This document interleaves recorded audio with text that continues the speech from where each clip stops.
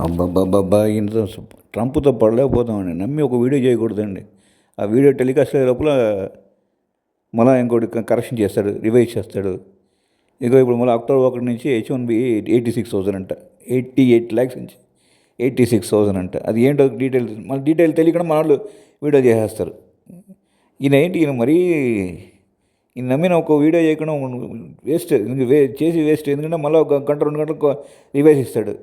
Revise ఎందుకు ఇస్తాడంటే మన మోడీ గారు చేసే పనులకి. మోడీ గారు టక్కన ఏదైనా చేసుకొని ధీటుగా నిలబడి దానికి తగ్గట్టుగా ఆయన ఏం చేస్తే దానికి తగ్గట్టుగా మార్పు చేసేస్తున్నాడు ఈయన. సో ఆ భయంతో ఆయన అన్నీ మళ్ళీ బ్యాక్ తీసుకుంటాడు అన్నీ. ఇలా చేస్తే అక్కడ హిట్లర్ పరిపాలన ఎవరు చూడలేదు. మరి మన ఇప్పుడు ఈయన బహుశా హిట్లర్ కూడా ఇలా చేసేవాడు మరి పరిపాలన తెలియదు. మరి నేను చూసిన హిట్లర్ జ్ఞాపకం ఈయన చూస్తుంటే వస్తుంది ఇప్పుడు. అదిగో ఈయన ఫోర్ట్ వెళ్ళిపోయారు కెనడాకి, అంతే.